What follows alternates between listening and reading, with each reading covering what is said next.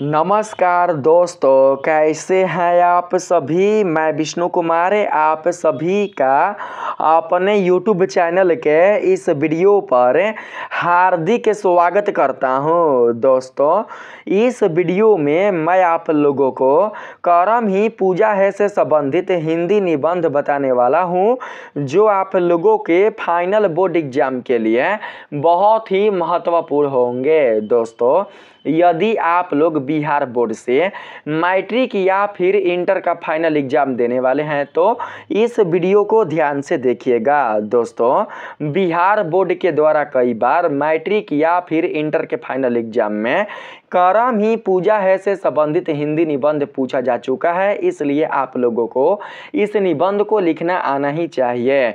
मैं अपने इस वीडियो के माध्यम से आप लोगों को इस निबंध को बहुत ही सरल और आसान भाषा में समझाने का प्रयास करूंगा। तो चलिए बिना देर किए शुरू करते हैं अपने आज के इस वीडियो क्लासेज को। दोस्तों, यहाँ पर हम लोग निबंध को शुरू करने से पहले सबसे पहले यह समझेंगे कि करम शब्द का अर्थ क्या होता है और पूजा शब्द का अर्थ क्या होता है।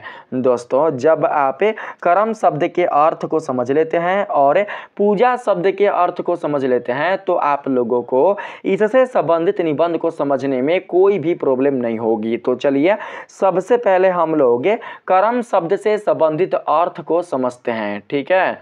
दोस्तों, यहाँ पर जो आप कर्म देख रहे हैं इसका अर्थ होता है काम। कर्म का जो संबंध है वो किससे है, तो वो है दोस्तों काम से, यानी कार्य से। जो भी हम लोग करते हैं, जो भी हम लोग काम करते हैं उसी को दोस्तों कर्म कहा जाता है। यानी कि कर्म का सीधा सीधा संबंध होता है कार्य करने से, यानी कि काम करने से। तो यहाँ पर हम कर्म शब्द का अर्थ ले लेंगे किससे, तो दोस्तों काम से, यानी कि कार्य से। कर्म का जो संबंध होता है, जो अर्थ होता है वो क्या होता है, तो दोस्तों काम होता है, ठीक है। तो हमने समझ लिया कि कर्म का संबंध काम से होता है। अब हम बात करते हैं पूजा का। तो दोस्तों, पूजा शब्द का जो अर्थ है वो होता है दोस्तों धर्म। पूजा शब्द का अर्थ क्या होता है, पूजा शब्द का अर्थ होता है दोस्तों धर्म। तो यहाँ पर हमने धर्म लिख लिया। तो दोस्तों अब हम जरा पढ़ते हैं तो क्या मिलेगा पढ़ने पर। दोस्तों, जब हम पढ़ेंगे तो हमें मिलेगा काम ही धर्म है। काम ही क्या है, काम ही धर्म है। तो दोस्तों आप लोग ध्यान से समझना, काम ही धर्म है। तो दोस्तों कौन सा काम धर्म है, देखिए हमारे द्वारा जो कुछ भी दोस्तों किया जाता है वो सब कुछ काम कहलाता है। हम जो कुछ भी करते हैं वो सारा का सारा काम कहलाता है। दोस्तों, हम अच्छा काम करें या बुरा काम करें, दोस्तों वो काम ही कहलाता है, कार्य ही कहलाता है। चोर अगर चोरी करता है तो उसके द्वारा किया गया चोरी भी कार्य है। अगर कोई ईमानदार व्यक्ति ईमानदारी से अगर पैसों को प्राप्त करता है, ईमानदारी से अगर दोस्तों अपना जीविका चलाता है तो उसके द्वारा किया गया जो कार्य है वो भी दोस्तों कर्म ही कहलाता है, वो भी दोस्तों काम ही कहलाता है। तो देखिए हम अगर अच्छा काम करें या बुरा काम करें, दोस्तों हमारे द्वारा किया गया अच्छा और बुरा ये दोनों कार्य ही कर्म कहलाते हैं। लेकिन दोस्तों हमारा यहाँ पर कर्म कौन सा होगा, हमारा यहाँ पर कर्म होगा धर्म से संबंधित, क्योंकि मैंने आपको अभी बताया कर्म ही पूजा है। तो कर्म ही पूजा है में जो पूजा शब्द है उसका अर्थ है दोस्तों क्या, तो उसका अर्थ है धर्म। तो दोस्तों धर्म के अनुसार, बात को समझना, धर्म के अनुसार जो हम काम करते हैं, धर्म के संगत जो भी हम कार्य का संपादन करते हैं वही दोस्तों हमारा पूजा होता है। बात को समझना आप लोग, ठीक है। हम लोग जब भी धर्म के अनुसार, धर्म के संगत काम करते हैं, धर्म के अनुकूल काम करते हैं तो हमारे द्वारा किया गया यह काम ही पूजा कहलाता है, अर्थात धर्म कहलाता है। आप समझ सकते हैं दोस्तों कि जब कर्म का संबंध काम से है, पूजा का संबंध धर्म से है, तो यहाँ पर दोस्तों इस वाक्य से कहा जा रहा है कि आप जो भी काम करें वो काम कैसा होना चाहिए, वो काम दोस्तों धर्म से संबंधित होना चाहिए। अगर कोई काम धर्म के अनुकूल ना हुआ, धर्म के प्रतिकूल हुआ, तो वो काम बिल्कुल भी आपका पूजा नहीं होगा, वो काम बिल्कुल भी आपका धर्म के अनुसार नहीं होगा। ठीक है दोस्तों, हमारे द्वारा किया गया धर्म के अनुकूल काम ही पूजा कहलाता है। हमारे द्वारा किया गया धर्म के संगत कार्य ही पूजा के रूप में जाना जाता है। तो आप लोग समझ पाए कि कर्म ही पूजा है का जो अर्थ है वो दोस्तों क्या होता है। ठीक है, अगर नहीं समझे हैं तो आप लोगों को मैं यहाँ पर थोड़ा सा और समझा देता हूँ। दोस्तों देखिए, मैंने जैसा कि आप लोगों को अभी बताया कि हम जो कुछ भी करते हैं उसे काम कहते हैं। ठीक है, उसे कार्य करते हैं, उसे कार्य कहते हैं। क्योंकि दोस्तों हम अच्छा काम करें या बुरा काम करें, तो दोस्तों दोनों के लिए किसकी आवश्यकता होती है? दोनों के लिए दोस्तों हमें काम करने की आवश्यकता होती है। दोस्तों अगर हमें मानकर चलते हैं दोस्तों, अगर हमें ईमानदारी से काम करना है या फिर दोस्तों अगर हमें कुएं से पानी निकालना है, बात को समझना, यदि हमें कुएं से पानी निकालना है तो दोस्तों हमें उसके लिए भी क्या करना पड़ेगा? तो उसके लिए भी हमें मेहनत करना पड़ेगा, यानी कि कर्म करना पड़ेगा। ठीक है, हम क्या करेंगे? हमें कुएं में बाल्टी डालकर हम कुएं से पानी निकालेंगे। या फिर दोस्तों अगर हमें पढ़ना होगा तो पढ़ने के लिए भी हमें कर्म करना होगा। पढ़ने के लिए दोस्तों क्या करना पड़ता है? पढ़ने के लिए ज्ञान का अर्जन करना पड़ता है, ज्ञान की प्राप्ति करना पड़ता है, उसे समझना पड़ता है, अध्याय को पढ़कर समझना पड़ता है, तब जाकर दोस्तों हम क्या कर पाते हैं? हम अध्याय में लिखे हुए बातों को समझ पाते हैं।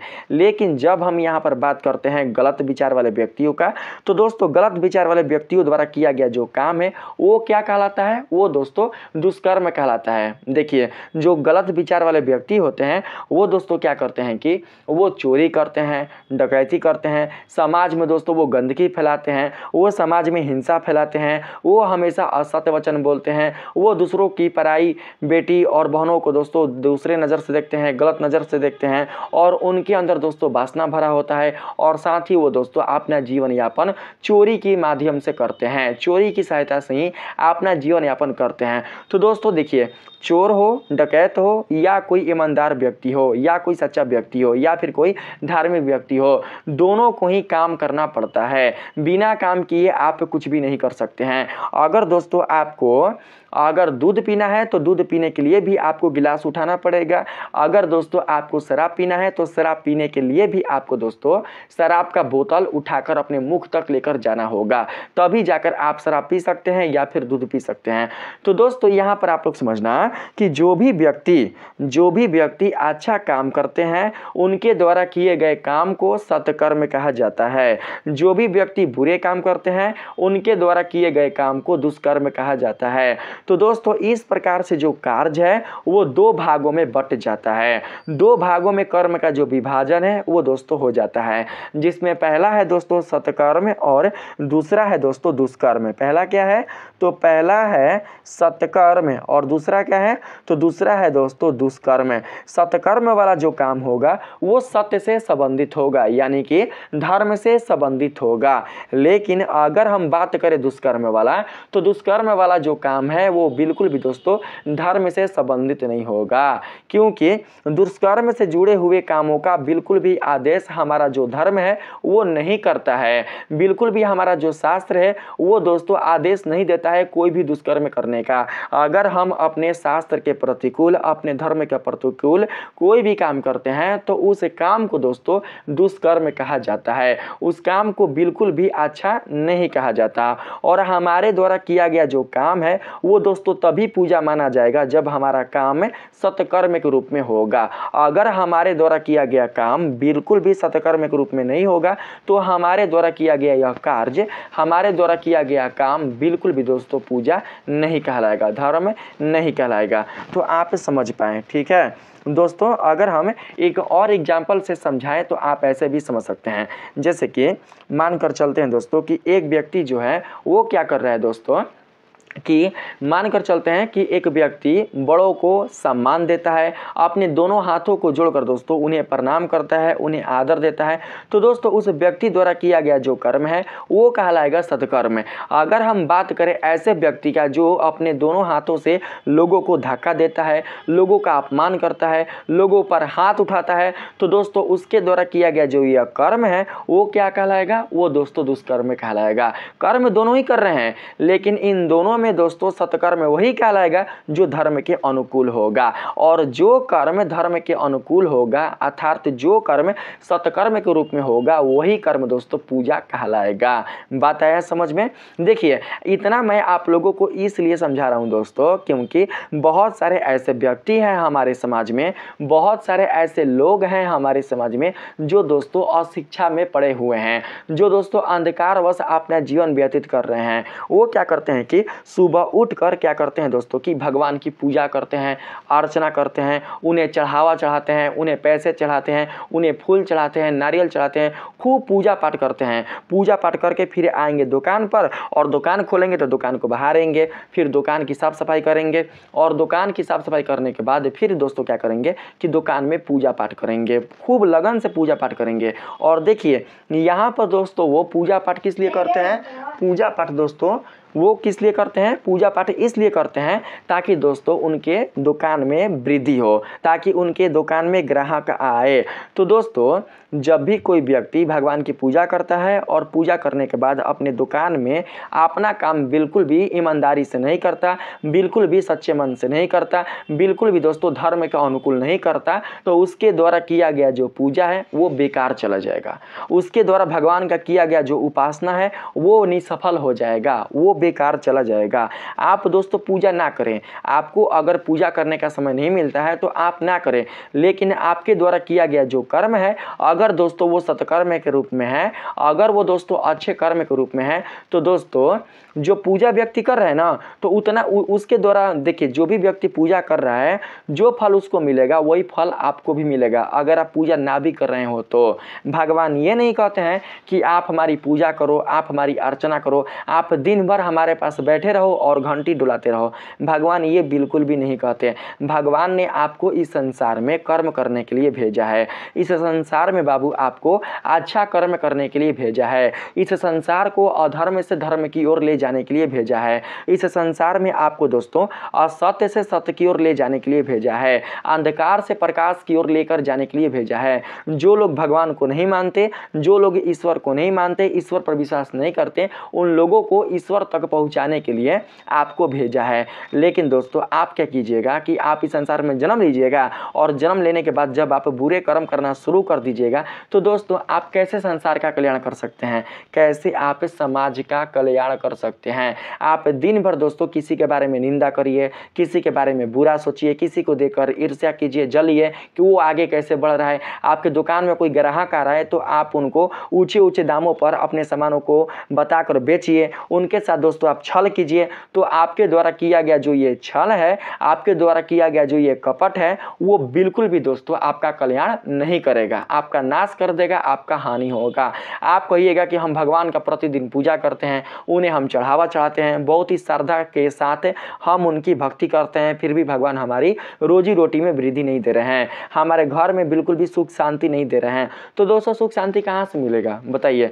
जो भी व्यक्ति, जो भी मनुष्य, जो भी व्यापारी अगर दोस्तों गलत कामों से पैसे को प्राप्त करेगा, गलत कामों से दोस्तों अगर वो आय की प्राप्ति करेगा तो वो धन, वो आय उसका पूरा का पूरा दोस्तों बुद्धि भ्रष्ट कर देगा, उसके परिवार में दोस्तों अशांति पैदा कर देगा। उसके परिवार में भौतिक वस्तुएं तो होंगी उसे सुख देने के लिए, फिर भी उसे सुख की प्राप्ति नहीं होगी। लेकिन एक गरीब व्यक्ति जो दोस्तों पूरा दिन भर मेहनत करके 2 रुपया कमाता है, ठीक है, एक गरीब व्यक्ति जो कि ईमानदारी से सच्चे मन से दोस्तों पूरा दिन भर मेहनत करके 2 रुपया कमाता है, तो दोस्तों उसका 2 रुपया ही उसके लिए कल्याण का काम करेगा। उसके शरीर में कोई भी रोग उत्पन्न नहीं होगा, उसका परिवार दोस्तों निरोग रहेगा और उसके घर में कभी भी कोई भी भी अशांति या सुविधा उत्पन्न नहीं होगी। तो ये चीज़ देखना चाहिए इंसानों को। इंसान सोचता है ना कि अरे हमने किसी के साथ छल कर दिया, हमने किसी के साथ कपट कर दिया, तो वो थोड़ी ना देखा कि हमने उसके साथ कपट किया है, हमने उसके साथ छल किया है। दोस्तों, कोई देखे या ना देखे, वो जो परमात्मा है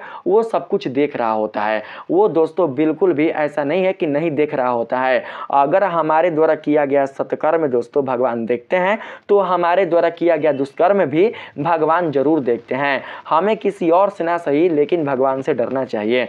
देखिए, जैसे कि हम बात करते हैं दोस्तों सोनार का। सोनार लोग क्या करते हैं? सोनार लोग दोस्तों ऐसे व्यापारियों से, ऐसे दोस्तों कस्टमर से, ऐसे ग्राहकों से बहुत ही ज़्यादा लूटते हैं जिनको बिल्कुल भी सोना में कोई नॉलेज नहीं होता, आभूषणों में कोई नॉलेज नहीं होता। कोई भी अगर दोस्तों ग्राहक उनके पास है, कोई भी अगर मान कर चलते हैं आभूषण रखने के लिए आता है या आभूषण बेचने के लिए आता है, तो वो क्या करते हैं कि उनके आभूषण में वजन को मार लेते हैं। या फिर दोस्तों कोई अगर अपने बेटी के लिए आभूषण बनवाने के लिए पिता आता है बाबू सोनार की दुकान पर, तो सोनार क्या करता है कि उस पिता के साथ छल कर देता है।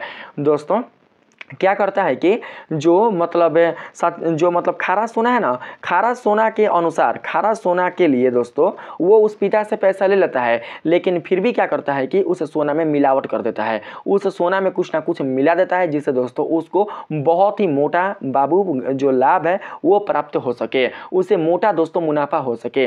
तो याद रखना, चाहे सोनार हो, चाहे वकील हो, डॉक्टर हो, कोई भी काहे ना हो, अगर दोस्तों वो गलत माध्यम से पैसा अर्जित कर रहा है, गलत रास्ते से पैसे को प्राप्त कर रहा है, तो उसका वो पैसा बिल्कुल भी उसका कल्याण नहीं करेगा। लंबे समय तक बिल्कुल भी उन पैसों का दोस्तों वो लाभ नहीं ले सकता है, क्योंकि ये पैसा आज नहीं तो कल उसका सर्वनाश कर देगा, उसे बर्बाद कर देगा।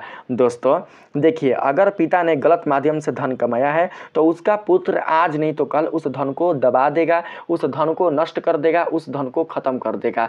अगर पिता ने मेहनत से, अगर पिता ने सच्चे लगन और ईमानदारी से बिना किसी को कष्ट पहुंचाए धन कमाया है, तो उसका पुत्र दोस्तों अपने पिता को एक ऐसे शिखर पर लेकर चला जाएगा जिसके बारे में उस पिता ने कभी सोचा भी नहीं होगा। आपने देखा होगा दोस्तों अक्सर कि जो ठेला चलाने वाले पिता होते हैं या जो रिक्शा चलाने वाले पिता होते हैं, उनकी लड़की एसपी बन जाती है, आईपीएस बन जाती है, डॉक्टर बन जाती है, वकील बन जाती है। और जो अमीर घर के बच्चे होते हैं, अमीर घराने के जो बिगड़े लड़के एवं लड़कियां होती हैं, वो क्या होते हैं, वो दोस्तों अपने लाइफ में असफल रह जाते हैं, क्योंकि उनके माता पिता के जो कर्म होते हैं वही अच्छे नहीं होते हैं। माता पिता के कर्म के कारण ही उन्हें संतान की प्राप्ति होती है, उन्हें भगवान संतान देते हैं। अगर माता पिता की बाबू जो कर्म है, माता पिता द्वारा किया गया कर्म बिल्कुल भी सही नहीं है, तो उनके संतान भी सही जन्मेंगे नहीं। लेकिन दोस्तों अगर माता पिता द्वारा किया गया कर्म अच्छा है, तो उनके संतान भी अच्छे जन्मेंगे, उनका कल्याण करेंगे, उनके परिवार का कल्याण करेंगे और साथ ही समाज का भी कल्याण करेंगे। लेकिन जब आपने दूसरों के साथ ही गलत किया है, दूसरों के साथ ही आपने छल किया है, कपट किया है, उसके मेहनत का कमाया हुआ पैसा आपने लूटा है, तो आपका कल्याण कैसे हो सकता है? कभी भी नहीं हो सकता है। भले आप दिन भर पूजा क्यों ना करें, दिन भर आप भगवान का पोथी पाठ क्यों ना पढ़े, इससे कोई फायदा होने वाला नहीं है। कोई मानकर चलते हैं व्यक्ति है, वो क्या करता है कि जैसे मानकर चलते हैं कोई दोस्त ब्राह्मण है, पंडित है, वो है ब्राह्मण, दिन भर भगवान का नाम ले रहा है, दिन भर अपने मुख में राम राम राम, जय श्री कृष्ण कृष्ण कृष्ण, राधा राधा राधा जप रहा है। लेकिन जब वो पूजा कराने जा रहा है, तो पूजा के नाम पर क्या कर रहा है कि अपने ग्राहक से, अपने कस्टमर से बहुत ही ज़्यादा राशि ले रहा है, बहुत ही ज़्यादा पैसा उनसे ले रहा है। पूजा में जहां आवश्यकता है पैसे की 1100 रुपया का, उनसे वो ले रहा है 5000 रुपया। अब देखिए, जो पूजा कराने वाले व्यक्ति हैं वो तो नहीं जानते पूजा के विधि विधान, वो तो नहीं जानते कि पूजा में क्या लगेगा क्या नहीं लगेगा, या फिर पंडित जी का कितना दक्षिणा हुआ, कितना दक्षिणा देना चाहिए, कितना उचित होगा, वो तो नहीं जानते, लेकिन पंडित जी जानते हैं। लेकिन दोस्तों अगर पंडित जी अपने दोस्तों काम का गलत उपयोग करते हैं, तो उन्हें उसका फल भोगना होता है। अब मान लो यहाँ पर हम टीचर का उदाहरण लेकर चलते हैं, एक शिक्षक का।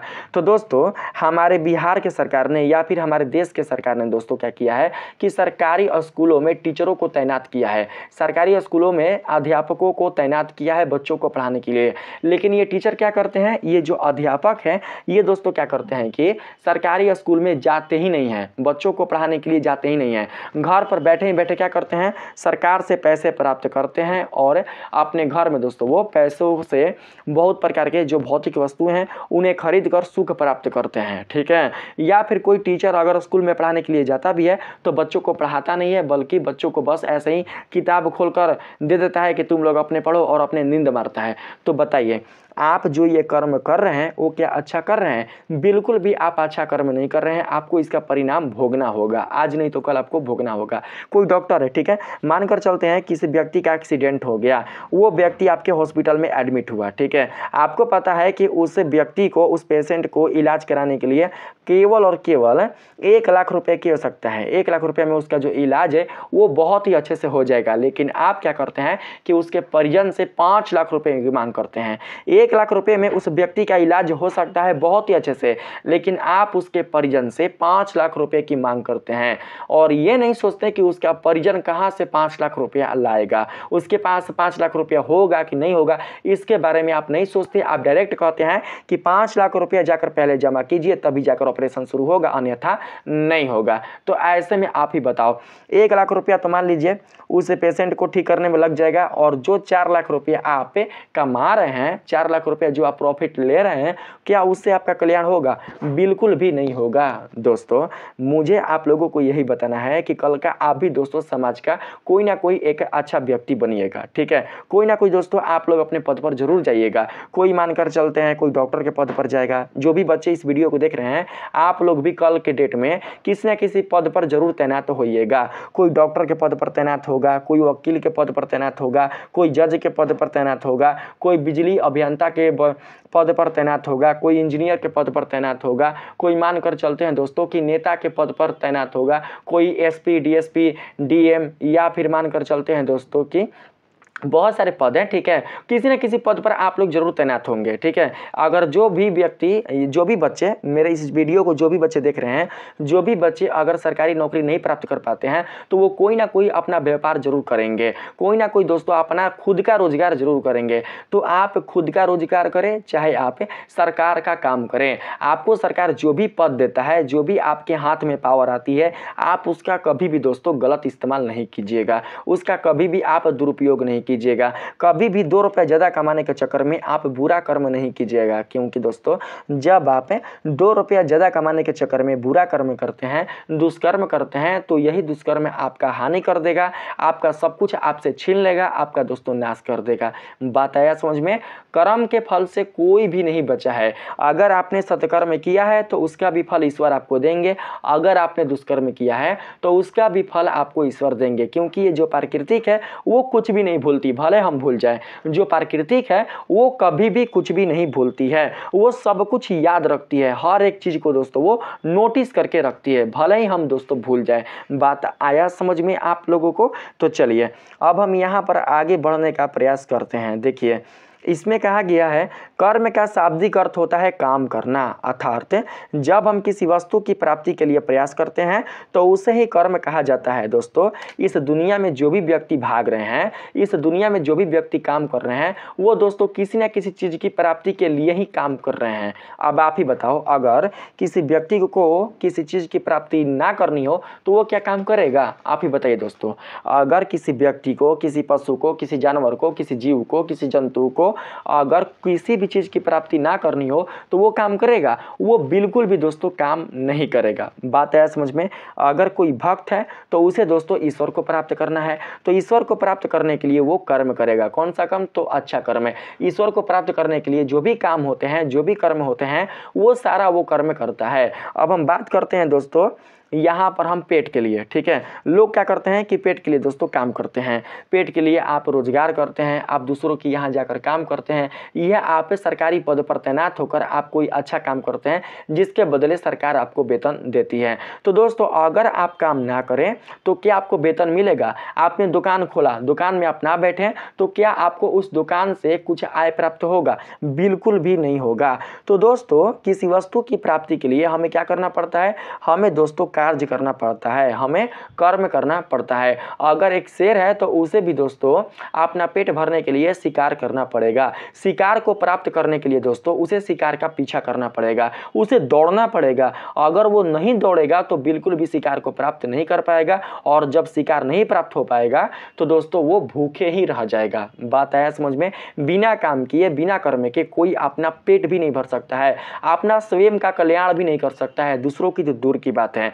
जो व्यक्ति आलसी होते हैं, जो व्यक्ति दोस्तों मानकर चलते हैं काम से भागने वाले होते हैं, जी चुराने वाले होते हैं, वो व्यक्ति कभी भी जीवन में सफलता प्राप्त नहीं कर सकते हैं, कभी भी जीवन में आगे नहीं बढ़ सकते हैं। बात आया समझ में?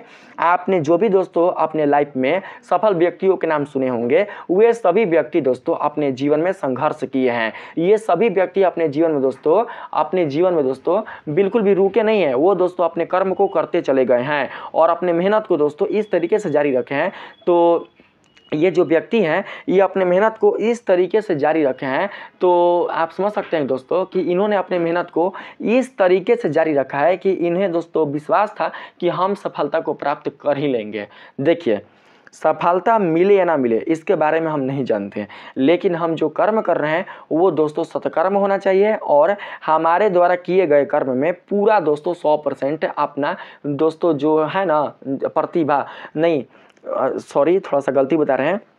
देखिए बाबू, जो भी हम कर्म कर रहे हैं ना, हमें उस कर्म में अपना 100% देना चाहिए। ठीक है, पूरा लगन से, पूरे निष्ठा के साथ हमें अपना कर्म करना चाहिए। ऐसा नहीं है कि हमें अपना कर्म बाबू बिना किसी निष्ठा के करना चाहिए। जैसे कि एक बाबू चीता है, चाहे एक शेर है, वो शिकार का पीछा कर रहा है, तो दोस्तों वो ज़्यादा लंबे समय तक दौड़ नहीं सकता, लेकिन दोस्तों वो शिकार को पकड़ने के लिए पूरा जी जान से दौड़ता है, इतना जी जान से दौड़ता है कि वो दोस्तों शिकार तक पहुँच जाता है और उस शिकार को प्राप्त कर ही लेता है।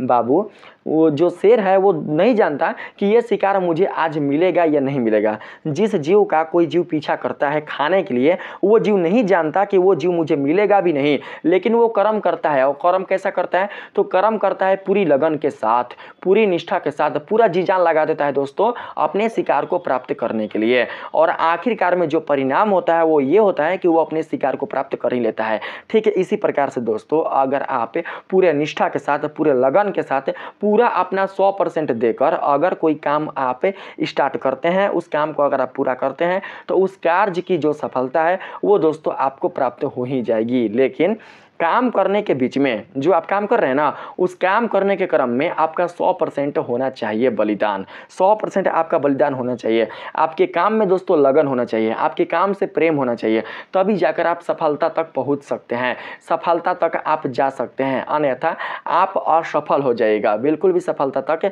नहीं पहुँच पाइएगा। जो व्यक्ति असफल हो जाते हैं तो दोस्तों उन्हें यही कहा जाता है कि आपने अपने काम में बिल्कुल भी सच्ची लगन और निष्ठा नहीं दिखाई है। अगर आपने सच्ची लगन और निष्ठा दिखाई हो देती तो आज नहीं तो कल आप अपने काम में जरूर सफल हो जाते हैं। दोस्तों आज जो भी आप एरोप्लेन देख रहे हैं, हेलीकॉप्टर देख रहे हैं, ट्रेन देख रहे हैं, बस देख रहे हैं, या दोस्तों आप मोबाइल देख रहे हैं, टेलीविज़न देख रहे हैं, रेफ्रिजरेटर देख रहे हैं, बहुत सारे दोस्तों आप जो भी आप संसाधन देख रहे हैं, ये सभी के सभी संसाधन किसके द्वारा बनाए गए हैं? ये सभी के सभी वैज्ञानिक उपकरण किसके द्वारा बनाए गए हैं? तो दोस्तों मनुष्यों के द्वारा ही बनाए गए हैं। जो बल्ब प्रकाश देता है ये भी दोस्तों मनुष्य के द्वारा ही बनाया गया है। दोस्तों जो बनाने वाला व्यक्ति है, जो निर्माण करने वाला व्यक्ति है, वो दोस्तों अपने आप पर भरोसा रखा था कि हम इस चीज़ को पूरा कर देंगे। ठीक है, उसे दोस्तों ये पता नहीं था कि हमारे द्वारा जो काम किया जा रहा है वो आगे चलकर सफल होगा कि नहीं होगा। उसे दोस्तों बिल्कुल भी 100% भरोसा नहीं था।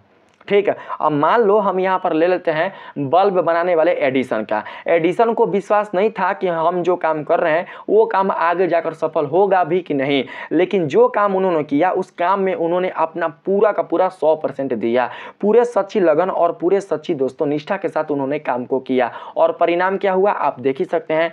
परिणाम में दोस्तों जो एडिसन है वो बल्ब को जला ही देते हैं, बल्ब से प्रकाश उत्पन्न हो ही जाता है। ठीक इसी प्रकार से दोस्तों अगर हम बात करें भाप इंजन इंजन का। तो दोस्तों जेम्स वाट नहीं जानते थे कि हम जो काम कर रहे हैं वो काम आगे जाकर सफल होगा कि नहीं होगा, लेकिन दोस्तों उन्होंने अपने काम करने के क्रम में पूरी निष्ठा दिखाई, पूरी सच्ची लगन दिखाई, पूरी दोस्तों सच्ची निष्ठा और लगन के साथ उन्होंने काम का संपादन किया और आखिरकार अंत में जो परिणाम निकल कर आया वो बहुत ही दोस्तों बेहद सुनहरा निकल कर आया। आप सभी को पता है कि आज दोस्तों जो भी आप इलेक्ट्रिक इंजन देख रहे हैं इसके पहले भाप इंजन चलता था। तो दोस्तों भाप इंजन का भी आविष्कार हुआ किसके कारण? तो दोस्तों परिश्रमी व्यक्ति के कारण। जो व्यक्ति जो मेहनती होते हैं, जो व्यक्ति परिश्रमी होते हैं, जिन्हें दोस्तों अपने कर्म पर भरोसा होता है, कर्म करने पर भरोसा होता है, वो व्यक्ति आज नहीं तो कल अपने सफलता तक पहुंच ही जाता है। दोस्तों देखिए हमारा जो अधिकार है वो है केवल और केवल कर्म पर, ना कि दोस्तों उसके परिणाम पर। गीता में भगवान श्री कृष्ण ने कहा है कि मनुष्यों का अधिकार केवल उसके कर्म पर है, ना कि उसके परिणाम पर। परिणाम पर हमारा अधिकार बिल्कुल भी नहीं है, लेकिन हम जो कर्म कर रहे हैं उस कर्म में दोस्तों हमारी सच्ची लगन होनी चाहिए, सच्ची निष्ठा होनी चाहिए और हमें काम करने के बीच में कोई भी दोस्तों बुरा कर्म नहीं करना चाहिए। ठीक है, हम जो भी काम करें उस काम में दोस्तों हमारी सच्चाई होनी चाहिए, हमारी सत्यता होनी चाहिए, उसमें हमारा सच्चा लगन होना चाहिए, धर्म संगत हमारा काम होना चाहिए। अगर दोस्तों हम किसी का बिगाड़ कर अपना काम करते हैं, किसी का दोस्तों किसी का नुकसान करके अपना काम करते हैं, तो हमारा काम बिल्कुल भी सफल नहीं होगा। आज के डेट में भाग दौड़ की दुनिया में क्या है? भाग दौड़ की दुनिया में लोग सोचते हैं कि हमारे दुकान में काफ़ी ग्राहक आए, दूसरे के दुकान में ना आए। इसके लिए क्या करते हैं? इसके लिए वो दोस्तों ग्राहकों से निंदा करते हैं, दूसरे व्यापारी की, दूसरे दुकान के जो व्यापारी है ना उसका निंदा करते हैं कि वो कपड़ा अच्छा नहीं रखता है, वो बहुत ही खराब व्यक्ति है, उसके पास अच्छा क्वालिटी का कपड़ा नहीं मिलता, उसके पास अच्छा क्वालिटी का सामान नहीं मिलता, ये नहीं मिलता, वो नहीं मिलता, उसके परिवार में ऐसा है, उसको ये है, वो है, ऐसे है। मतलब जो हो सके उसे गिराने के लिए जो हो सके वो दोस्तों क्या करता है कि जो दूसरा दुकानदार है वो अपने ग्राहकों से निंदा करता है। ठीक है, ताकि उसके ग्राहक उसके दुकान तक ना जा सके, उसके पास बिल्कुल भी ना जा सके। कोचिंग लाइन में भी वही है। जैसे कि दोस्तों आप खान सर को देख सकते हैं। खान सर क्या करते हैं? खान सर बच्चों को पढ़ाते हैं, बहुत ही कम मूल्य में बच्चों को शिक्षा देते हैं। तो बहुत सारे ऐसे टीचर हैं जो कि खान सर से जलते हैं, खान सर से ईर्ष्या करते हैं। तो दोस्तों वो क्या करते हैं? वो बच्चों को कहते हैं कि खान सर को पढ़ाने आता है, खान सर को कुछ बताने आता है, कुछ उनको नोट्स कराने आता है, कुछ उनको शिक्षा देने आता है, बस खाली अच्छा अच्छा बोल लेते हैं और उसी में बस हवा भी है, उसी में बस बिहार में लोग उनको काफ़ी ऊंचाई तक उनको पहुंचा दिए हैं। तो दोस्तों ऐसा बिल्कुल भी नहीं है। बिहार के लोग ऐसा नहीं है कि अशिक्षित है या बिहार के बच्चे अनपढ़ हैं, वो सब जानते हैं कि क्या अच्छा है क्या बुरा है। अपना रोटी सेकने के लिए, अपना पेट भरने के लिए, अपना मोटा कमाई करने के लिए लोग क्या करते हैं? दूसरों का बुराई करते हैं, दूसरों से ईर्ष्या करते हैं, दूसरों से जलन करते हैं और उसकी बुराई अपने बच्चों से या फिर अपने ग्राहकों से करते हैं। तो अगर आप किसी का रोजी रोटी छीनकर, किसी का रोजगार तोड़कर, किसी को नुकसान पहुंचाकर अपने काम को सोच रहे हैं कि हम सफल कर लें, तो कभी भी आप सफल नहीं हो सकते हैं। अगर आप सफल हो भी जाते हैं तो उसका लाभ, उसका सुख आपको लंबे समय तक बिल्कुल भी नहीं मिल पाएगा। आज नहीं तो कल आपको दोस्तों उसमें हानि मिलेगा ही मिलेगा। इसलिए बच्चों हमें आपसे यही कहना है कि आप अपने लाइफ में जो भी काम करें वो दोस्तों आप लोग अच्छे से करें, पूरे सच्ची निष्ठा और लगन के साथ करें। जैसे कि अभी आप लोग दोस्तों हो सकता है कि मैट्रिक का तैयारी कर रहे होंगे या फिर इंटर का तैयारी कर रहे होंगे, तो आपको ये ना सोचना है कि हम मैट्रिक के फाइनल एग्जाम में अपने दोस्त की सहायता से लिख लेंगे, दोस्त हमारा लिखेगा तो उसमें से देखकर लिख लेंगे, या फिर हम चोरी करके लिख लेंगे। तो ऐसा बिल्कुल भी नहीं। अगर आप अभी से गलत काम करिएगा, चोरी कर कर पास होइएगा, तो आने वाले समय में आप बिल्कुल भी सफल व्यक्ति नहीं बन सकते हैं। क्योंकि जितने भी व्यक्ति अच्छे अच्छे पदों पर गए हैं, अगर कोई व्यक्ति अच्छे टीचर के पद पर गया है, अगर कोई व्यक्ति समाज के अच्छे अच्छे पदों पर गया है, जैसे कि मानकर चलते हैं दोस्तों BDO हो गया, SDO हो गया, क्लर्क हो गया, या मानकर चलते हैं SP हो गया, IPS हो गया, तो ये सब इंटरव्यू के दौरान गए हैं। ठीक है, इन्होंने दोस्तों अपने आप को साबित किया है कि हम समाज के लिए योग्य हैं, हम जिस पद पर हैं हम इस पद के लिए योग्य हैं, हमारे अंदर इस पद के लिए प्रतिभा है, हमारे अंदर इस पद के लिए ज्ञान है। वो अपने आप को पहले साबित किए हैं, तब जाकर उस पद को प्राप्त किए हैं। जब आप चोरी करके पास होइएगा, चोरी करके जब आप एग्जाम देकर दोस्तों आगे निकलिएगा, तो कभी भी दोस्तों आप समाज को साबित करके बता सकते हैं कि हमारे अंदर क्या प्रतिभा है। क्योंकि आप बिना प्रतिभा के आगे बढ़ रहे हैं तो कहीं ना कहीं आपको गिरना ही पड़ेगा, कहीं ना कहीं आपको झुकना ही पड़ेगा। मिलेगा। अगर आप अभी से मेहनत करोगे, अभी से आप काम करोगे, अपने पढ़ाई पर दोस्तों ध्यान दीजिएगा, बिल्कुल भी इधर उधर की बातों पर ध्यान नहीं दीजिएगा। गर्लफ्रेंड बॉयफ्रेंड वाला जो अभी चल रहा है ट्रेंड, उसमें दोस्तों आप बिल्कुल भी इंटरेस्ट नहीं लीजिएगा, तो आने वाले समय में दोस्तों आपको सफलता मिलेगी तो मिलेगी ही। बात आया समझ में? इसलिए दोस्तों आपको क्या करना है, आपको सच्ची निष्ठा और लगन के साथ काम करना है। ये नहीं देखना है कि परीक्षा के बाद हम फेल होंगे कि पास होंगे, बस अपना मेहनत पर दोस्तों आपको भरोसा रखना है। आप मेहनत सच्ची निष्ठा और लगन के साथ करिए। पूरे दोस्तों अपने सिलेबस को कंप्लीट कर लीजिए। कोई भी सिलेबस का क्वेश्चन बिल्कुल भी आपसे छूट ना पाए। देखना परिणाम बहुत ही अच्छा निकल कर आएगा। जिसने मेहनत किया उसने सफलता पाई, जिसने मेहनत नहीं किया वो उसने असफलता पाया है। बात आया समझ में? स्वामी विवेकानंद भी कहते हैं कि अपने लक्ष्य की प्राप्ति के लिए तब तक चलते रहो जब तक आप अपने लक्ष्य तक ना पहुंच जाएं। ठीक उसी प्रकार से दोस्तों आप जब तक सफल ना हो जाए तब तक आप सच्ची निष्ठा और लगन के साथ काम करते रहिए। ठीक है, आइए देखिए इसमें बाबू आगे बढ़ते हैं। तो कहा गया है इसमें सत्कर्म ही उपमा पूजा से की जाती है। देखिए यहाँ पर दोस्तों क्या बोला गया है, सत्कर्म की ही उपमा पूजा से की जाती है। जो अच्छा कर्म है ना उसी की उपमा किससे दी जाती है, तो पूजा से। तो मैंने बतेबे किया धर्म युक्त कर्म ही क्या कहलाता है, सत्कर्म कहलाता है। धर्म युक्त कर्म सत्कर्म कहलाता है। और सत्कर्म अगर कोई व्यक्ति कर रहा है तो उसे बिल्कुल भी भगवान की पूजा करने की आवश्यकता नहीं है, क्योंकि वही उसकी पूजा है। वही क्या है, उसकी पूजा है। अगर वो दोस्तों भगवान के मंदिर नहीं जाता या मस्जिद नहीं जाता, भगवान का अगर वो बिल्कुल भी पूजा पाठ नहीं करता, भगवान के सामने कोई चढ़ावा नहीं चढ़ाता और अपने जीवन में केवल और केवल दोस्तों ईमानदारी से काम करता है, सच्ची लगन से काम करता है, धर्म के अनुकूल काम करता है, सत्कर्म वाला काम करता है, तो दोस्तों उसके द्वारा किया गया सत्कर्म ही उसकी पूजा कहला जाएगी। भगवान उसके काफ़ी निकट हो जाएंगे, भगवान उसके द्वारा किए हुए कर्मों से काफ़ी प्रसन्न होंगे और उस पर भगवान का सदा जो आशीर्वाद है और जो कृपा है वो बनी रहेगी। कोई दिन भर पूजा पाठ कर रहा है, भगवान में काफ़ी लिप्त है और अपने जीवन में दुष्कर्म कर रहा है, तो दोस्तों ऐसे लोगों से भगवान दूर रहते हैं, ऐसे लोगों पर भगवान की कृपा नहीं होती। इसीलिए दोस्तों जो रैदास हैं उन्होंने कहा है कि ये धूप दीप अगरबत्ती चढ़ावा और फूल ये सब क्या है, ये सब एक बाह्यडंबर है। ठीक है, अगर आपका कर्म सत्कर्म वाला है तो आप दोस्तों पूजा पाठ करते हैं भगवान के सामने तो आप और आगे जा सकते हैं। ठीक है, आगे देखिए इसमें क्या कहा गया है। इसमें कहा गया है अच्छे कार्यों द्वारा ही हम व्यक्ति समाज अथवा राष्ट्र के प्रति अपने कर्तव्य का पालन कर सकते हैं। अच्छे कार्यों के द्वारा ही क्या कर सकते हैं दोस्तों, कार्यों, यहाँ पर थोड़ा सा गलती हो गया, कायो लिखा गया है, हम सुधार देंगे।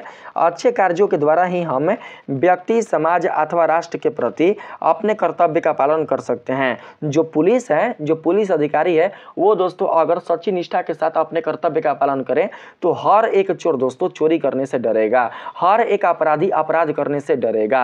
अगर कोई वकील पूरे सच्ची निष्ठा के साथ अपना कर्म करे तो दोस्तों हर एक अपराधी कोर्ट तक जाने से डरेगा, सीना तान कर बिल्कुल भी वो न्यायालय तक नहीं जा सकता है, क्योंकि उसे पता है कि अगर हम न्यायालय में जाएंगे तो हमारा वहां पर नाश हो जाएगा, हमें वहां पर बहुत ही कड़ा सजा मिल सकता है। लेकिन वकील क्या करते हैं, वकील क्या करते हैं कि पैसे ले लेते हैं, घूस ले लेते हैं और घूस लेकर जो अच्छा व्यक्ति होता है उसे सजा दिला देते हैं और जो बुरा व्यक्ति होता है, जो अपराधी व्यक्ति होता है, उसे वो मुक्त करा देते हैं अब कोई प्रमाण जज के सामने रखकर। ठीक है, तो देखिए जो आप काम कर रहे हैं यहाँ पर बुरे व्यक्ति को बाहर निकालना और अच्छे व्यक्ति को जेल में डालने वाला, तो क्या आपके द्वारा किया गया ये जो काम है वो सत्कर्म वाला है? बताइए। आप मानते हैं कि आप वो वकील के पद पर है, आप मानते हैं कि आप बहुत ही ज़्यादा भगवान की पूजा पाठ करते हैं, भगवान की आप चढ़ावा चढ़ाते हैं, लेकिन जो आप कर्म कर रहे हैं क्या उससे आपके जो भगवान होंगे वो प्रसन्न होंगे? कभी भी नहीं हो सकते हैं।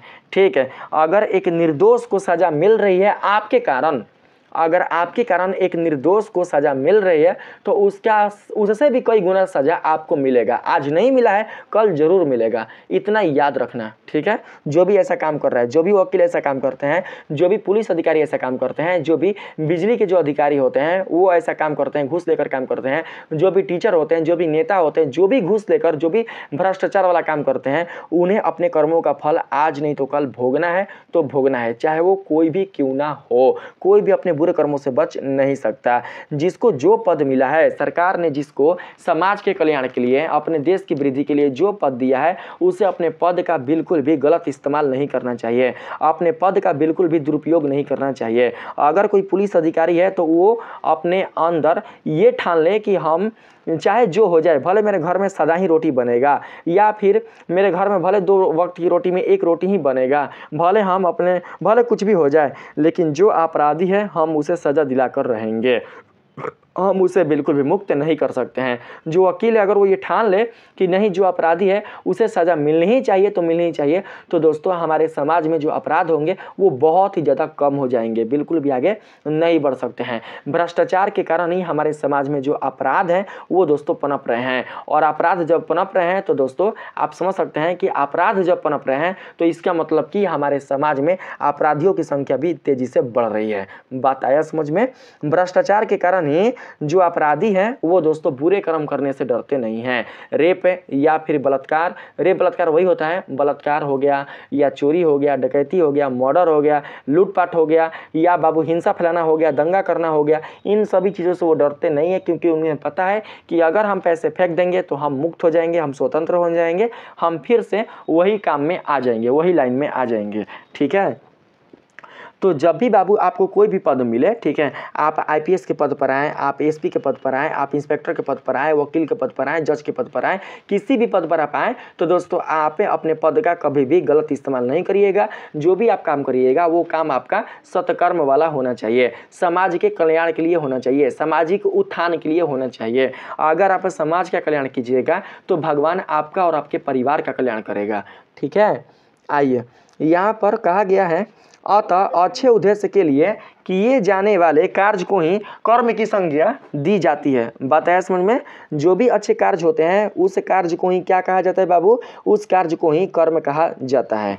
ठीक है, अब बात करते हैं कर्म की महत्ता का। तो देखिए, कर्म की महत्ता में बाबू बताया गया है, जब हम अपने कर्म की इज्जत करते हैं, जब हम अपने काम की इज्जत करते हैं। दोस्तों बहुत सारे जो व्यक्ति होते हैं वो क्या करते हैं कि अपने काम को बिल्कुल भी सम्मान नहीं देते हैं, अपने काम को बिल्कुल भी इज्जत नहीं देते हैं। काम को इज्जत देने का मतलब ये हुआ कि आप जो भी काम करते हैं उसमें आप अपना 100% लगा दीजिए, पूरी सच्ची निष्ठा और लगन के साथ आप काम को कीजिए। जैसे कि अगर मानकर चलते हैं कोई मिस्त्री है, अगर वो किसी व्यक्ति का घर बना रहा है तो उसे पूरी सच्ची निष्ठा और लगन के साथ उस व्यक्ति का घर बनाना चाहिए, ताकि उसका घर बिल्कुल भी कमजोर ना बन सके। अगर कोई मानकर चलते हैं वकील है, अगर किसी को वो सजा दिलाना चाह रहा है, किसी मानकर चलते हैं बाबू कोई अपराधी व्यक्ति है, उसे वो सजा दिलाना चाह रहा है, तो उसमें वो पूरी जी जान से लग जाए उसे सजा दिलाने के लिए, तो वो क्या कर सकता है? उसे सजा दिला सकता है। बात है समझ में? कोई इंजीनियर है, पुल बनवा रहा है, तो उसे अपने काम में पूरा जी जान लगा देना चाहिए, पूरी जी जान लगाकर, पूरी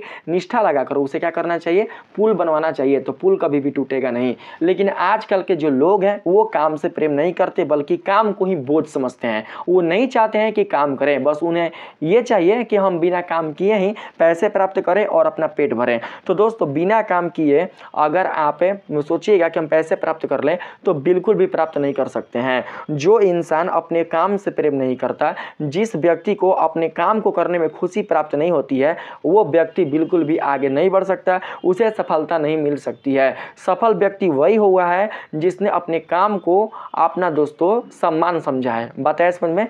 जो व्यक्ति दोस्तों समझिएगा, अपने जीवन में वही व्यक्ति सफल हुआ है जिसने अपने काम को हंसी पूर्वक किया है, प्रशंसा पूर्वक किया है, प्रसन्नता पूर्वक किया है। ऐसा नहीं है कि दुखी पूर्वक किया है। दुखी पूर्वक अगर आप कोई काम को करते हैं तो इसका मतलब ये हुआ कि आपको उस काम से प्रेम नहीं है। जिस काम से आपको प्रेम नहीं है तो आप अपने इंटरेस्ट के अनुसार उस काम को कीजिए। जिस काम में आपका इंटरेस्ट है, जिस काम में आपकी प्रतिभा है, आप उस काम को ही कीजिए, लेकिन पूरी सच्ची निष्ठा और लगन के साथ कीजिए। ठीक है, काम को आप इज्जत दीजिए, सम्मान दीजिए। कहा गया है यही बाबू, या उस कार्य को पूरे मन लगाकर करते हैं तो वह कार्य सफल हो जाता है। भगवान ने हर इंसान को 2 हाथ, 1 मुंह और 2 पैर के साथ धरती पर भेजा है। दोस्तों आप देख सकते हैं कि मनुष्यों के दो हाथ, मनुष्यों कहने का मतलब स्त्री हो या पुरुष, सबके दो हाथ, दो पैर, एक मुंह, आँख, मस्तिष्क, सोचने के लिए, विवेक के लिए दोस्तों उन्होंने मस्तिष्क दिया है। तो दोस्तों उन्होंने ये सभी चीज़ें, ये सभी अंग किस लिए दिया है? तो इस संसार में कर्म करने के लिए ही दिया है। हमारे इस धरती पर भगवान राम ने आया, तो दोस्तों भगवान राम ने भी इस धरती पर अवतार लेकर कर्म किए हैं। भगवान श्री कृष्ण ने इस धरती पर अवतार लिए, तो उन्होंने भी दोस्तों इस संसार में, इस धरती पर अवतार लेकर उन्होंने भी कर्म किया। जितने भी महापुरुष है, जितने भी ऋषि मुनि है, जितने भी संत महात्मा है, इन्होंने दोस्तों इस धरती पर अवतार लेकर, इस धरती पर जन्म लेकर उन्होंने कर्म किया, और अपने कर्म के कारण, अपने सत्कर्म के कारण आज वे दोस्तों भगवान के रूप में परिवर्तित हो गए, ईश्वर के रूप में जाने जाते हैं, महापुरुषों के रूप में उनकी गिनती किया जाता है। बात आया समझ में? तो दोस्तों आप समझ पा रहे हैं, भगवान ने हमें इस संसार में ना केवल भगवान के सामने बैठने के लिए बाबू जन्म दिया है, ना केवल भगवान के सामने नारियल फोड़ने के लिए जन्म दिया है, ना केवल भगवान को चढ़ावा चढ़ाने के लिए जन्म दिया है, बल्कि इस संसार में अच्छे कर्म करने के लिए जन्म दिया है। दोस्तों आज का हमारा कर्म ही कल का दोस्तों हमारा एक नया निर्माण करेगा, हमारे भविष्य का। ठीक है, आज हम जैसा कर्म करते हैं, आज का हमारा कर्म ही कल का हमारा फल बनेगा। आज आप बुरा कर्म करते हैं तो कल आपको उसका फल भी बुरा मिलेगा। अगर आप आज अच्छा कर्म करते हैं तो आपको उसका फल भी बाबू अच्छा मिलेगा। बात है समझ में? जो भी मनुष्य ईश्वर द्वारा बताए हुए रास्ते पर चलते हैं, ईश्वर द्वारा बताए हुए मार्ग पर दोस्तों वो चलते हैं, सत्कर्म करते हैं, धर्म का पालन करते हैं, ईश्वर की भक्ति करते हुए, ईश्वर का नाम जप करते हुए अपने जीवन में कार्य को संपादित करते हैं, तो दोस्तों ऐसे व्यक्ति क्या करते हैं कि इस संसारिक अवगमन से बच जाते हैं। संसारिक अवगमन कहने का मतलब है इस संसार में जन्म और मरण वाला जो चक्र है, उस चक्र से मुक्त होकर ईश्वर तक पहुंच जाते हैं। तो इसलिए भगवान ने हमें इस संसार में जन्म दिया है। ठीक है, बात है समझ में? अगर दोस्तों हम सत्कर्म ना करें, अगर हम दुष्कर्म करें, तो बिल्कुल भी दोस्तों हमें अपने जन्म मरण के बंधनों से मुक्त नहीं हो सकते हैं, और ना ही हम भगवान को प्राप्त कर सकते हैं।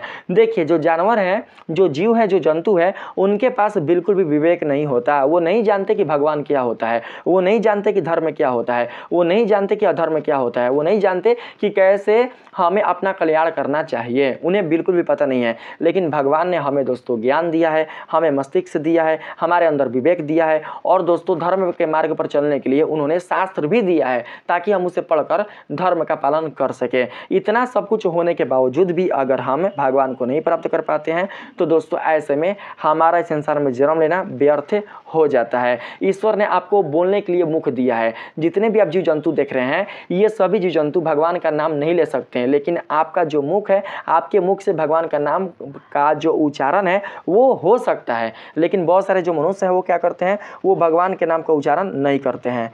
ठीक है,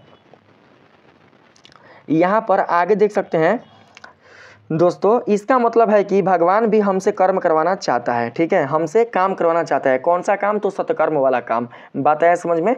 राम जी, श्री कृष्ण जी, विश्वामित्र जी, वशिष्ठ जी, जितने भी आप दोस्तों महापुरुष देख रहे हैं, ये सभी दोस्तों अच्छे कर्म किए हैं। ठीक है, सत्कर्म किए हैं। हमें अपनी ज़रूरतों को पूरा करने के लिए कार्य करना अति आवश्यक है। जब कोई व्यक्ति ईमानदारी से काम करता है तो उसे जीवन में सफलता मिलती है, तो मैंने आप लोगों को ये बता चुका।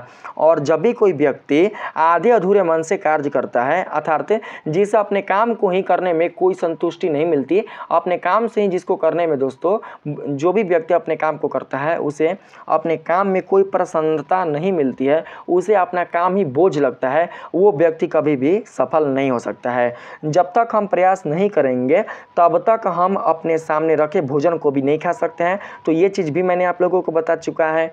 इसलिए जीवन कर्म के बिना अधूरा है। दोस्तों भगवान ने बाबू, आप सभी को पता है कि जो पक्षी होता है उसे भी दोस्तों दाना चुगने के लिए अपना घोंसला छोड़कर बाहर जाना पड़ता है। अगर पक्षी भगवान के भरोसे बैठी रहेगी कि भगवान हमें घोंसले में ही अनाज दे देगा खाने के लिए, तो उसका दोस्तों पेट नहीं भर पाएगा। अगर कोई पक्षी, कोई जीव जंतु, कोई पशु अगर भगवान के भरोसे बैठकर सोचेगा कि हमें बैठे ही बैठे भगवान भोजन दे देगा, तो क्या मिल पाएगा? बिल्कुल भी नहीं मिल पाएगा। दोस्तों शेर भी भोजन के लिए भागता है। शेर भी दोस्तों अपने इच्छा शेर भी अपनी संतुष्टि के लिए जिस वस्तु से उसकी संतुष्टि हो रही है उस वस्तु को प्राप्त करने के लिए वो भागता है। ठीक इसी प्रकार से हम बात करें पशु पक्षी का, तो वो भी दोस्तों क्या करता है, अपना पेट भरने के लिए अपने जो शिकार होते हैं, जो अनाज होते हैं, उसके पीछे भागते हैं। बैठे बैठे कुछ भी मिलने वाला नहीं है। ठीक है, बैठे बैठे बस मृत्यु मिल जाएगा, आराम से मृत्यु मिल जाएगा। इसलिए जीवन कर्म के बिना क्या है, तो दोस्तों अधूरा है। जिनके अंदर जान नहीं है वो भी अपना कर्म कर रहे हैं। जैसे नदी क्या है, नदी भी दोस्तों कर्म कर रही है। नदी दोस्तों बहकर मिट्टी को काफ़ी उर्वर बनाती है और नदी का जो जल है वो काफ़ी साफ होता है। अगर हम बात करें मिट्टी का, तो मिट्टी भी अपना कर्म करती है। मिट्टी क्या करती है, अनाज का उत्पादन करती है। बात करें पेड़ पौधों का, तो पेड़ पौधे भी अपना कर्म करती है। वो क्या करती है, तो दोस्तों हमारे वायुमंडल से कार्बन डाइऑक्साइड की मात्रा को कम करके हमारे वायुमंडल को शुद्ध करती है और ऑक्सीजन गैस का दोस्तों वो देकर हमारे वायुमंडल को संतुलित करती है। ये भी अपना कर्म करती है। ठीक है, जो भी मतलब यहाँ पर संसार में वस्तु है ये सब किसी न किसी चीज़ के रूप में अपना कर्म कर रहे हैं। इसलिए जीवन कर्म के बिना अधूरा है। यह जीवन केवल तभी उपयोगी होता है जब तक हम सभी कार्य करते हैं। ठीक है, यह जीवन केवल तभी उपयोगी होता है जब तक हम सभी कार्य करते हैं। अगर हम कार्य ना करें तो बिना कार्य के हमारा जीवन क्या हो जाता है, तो बेकार। कार्य करना जीवन का मुख्य उद्देश्य है। आलस्य और सुस्तता जीवन के लिए अभिशाप के समान है। जिस मनुष्य के अंदर काम करने की प्रतिभा नहीं है, जिस मनुष्य के अंदर बिल्कुल भी काम करने का कोई गुण नहीं है, जो मनुष्य काम करने से भागता है, काम करने से जी चुराता है, वो दोस्तों एक जिंदा लाश के बराबर होता है। कर्म के बिना जीवन का कोई व्यक्तित्व नहीं है, अर्थात उसका कोई पहचान नहीं है। काम किए बिना हमारा जीवन निष्क्रिय हो जाएगा, बिना काम का हो जाएगा। जीवन के प्रत्येक क्षेत्र में कर्म अर्थात कार्य के महत्व को नकारा नहीं जा सकता। किसी भी क्षेत्र में आप देख सकते हैं बाबू, किसी भी क्षेत्र में आप जाइए वहाँ पर लोग क्या करते हैं, अपना काम करते हैं। ठीक है, कर्म करते हैं। आप देखिए चाइना को ले लीजिए। एक समय था कि चाइना हमारे देश से बहुत ही पीछे था। हमारे देश क्या विश्व के अन्य देशों से काफ़ी पीछे था। कौन? तो दोस्तों चाइना। लोग उसके प्रोडक्ट का मजाक उड़ाते थे, लोग उसके वस्तुओं का हंसी करते थे।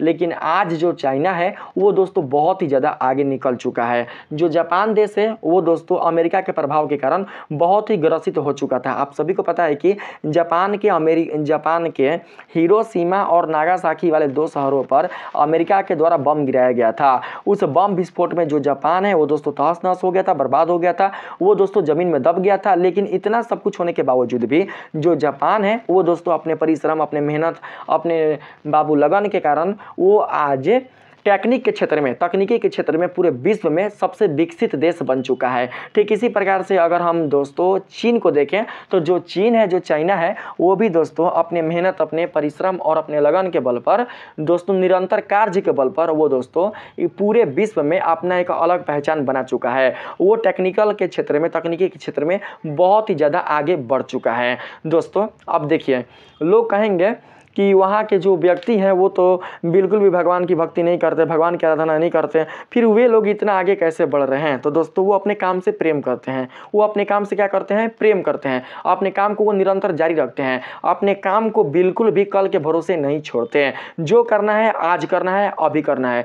इस चीज़ को बाबू अपने जीवन में उतार कर वो काम करते हैं, तभी जाकर अमेरिका, चीन, जापान जैसे देश आगे बढ़ पाए हैं। अगर आपके अंदर भी यही दोस्तों आ जाएगा कि जो करना है आज करना है, अभी करना है, तो आप भी अपने जीवन में सफल हो सकते हैं।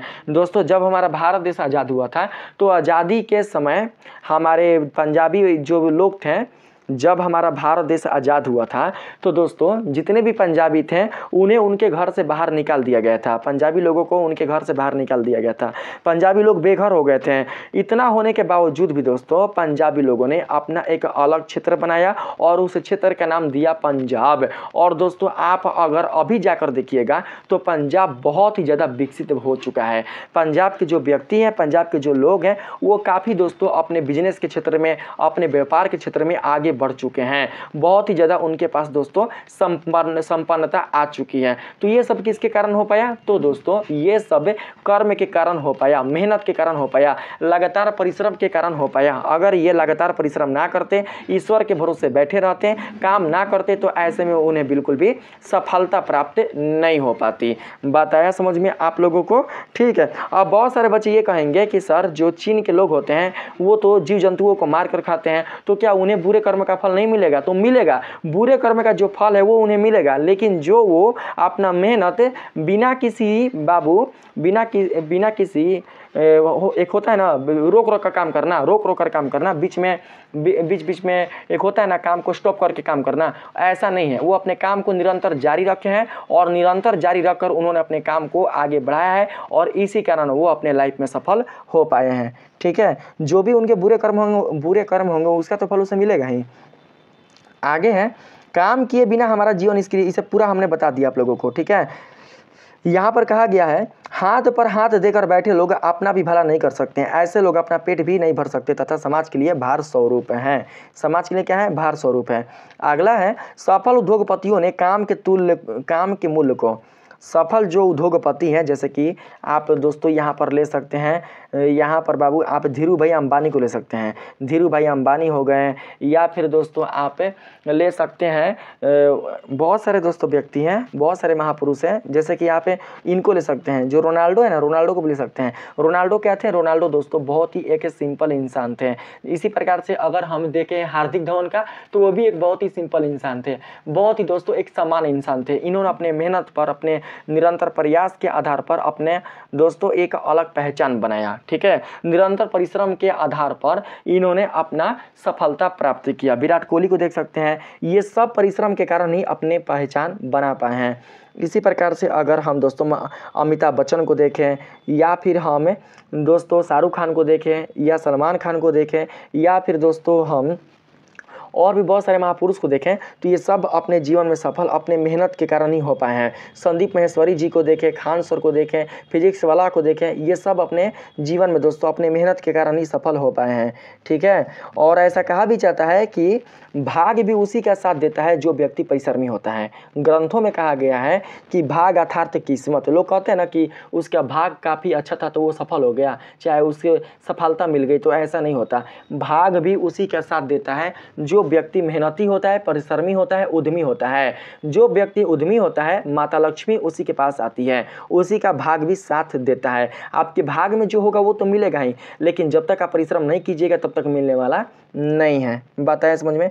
कर्म की विशेषता, यहाँ पर कर्म की विशेषता में आते हैं। कहा गया है, जब हम किसी व्यक्ति, देश या समुदाय की प्रगति पर विचार करते हैं तो यह संबंधित लोगों द्वारा किए गए कार्यों के साथ स्पष्ट रूप से मापा जा सकता है। 1947 में विभाजन के बाद भारत में पंजाब के निवासियों को पंजाब में अपने घरों से पूरी तरह से बाहर निकाल दिया गया था। मैंने बताया आप लोगों को अभी कि पंजाब के निवासियों को उनके घरों से बाहर निकाल दिया गया था और उन्होंने अपना सब कुछ खो दिया था और वे भारत के अन्य हिस्सों में बाबू चले गए थे। ठीक है, आज हम सभी उन्हें भारत में सबसे सफल व्यवसायियों, सबसे सफल व्यक्तियों के रूप में देखते हैं।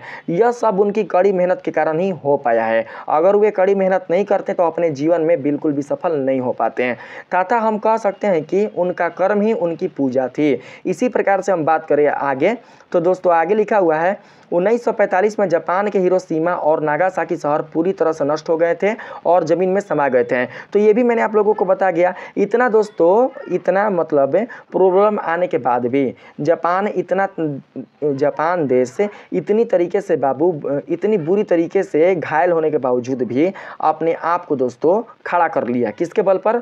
तो मेहनत के बल पर, परिश्रम के बल पर।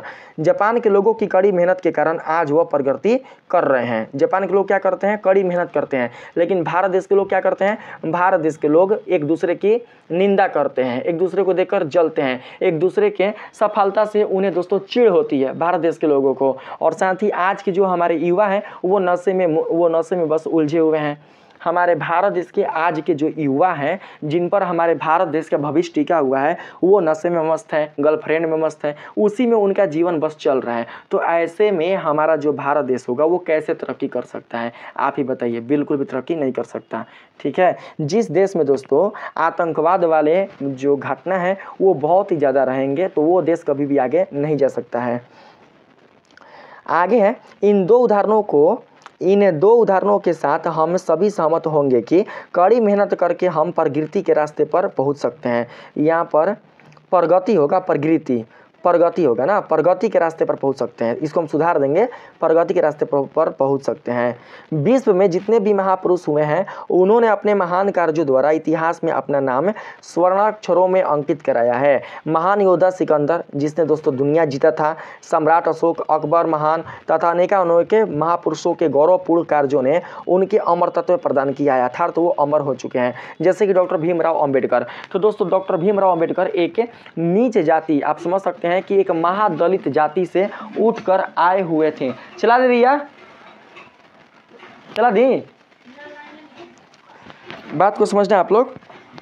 बहुत ही छोटे कास्ट से, बहुत ही छोटे जाति से वो उठकर आए हुए थे, लेकिन उन्होंने दोस्तों परिश्रम के आधार पर, मेहनत के आधार पर उन्होंने खूब परिश्रम किया। बात समझना, उन्होंने खूब ज़्यादा परिश्रम किया, खूब ज़्यादा मेहनत किया, खूब ज़्यादा उन्होंने लगन से पढ़ाई किया।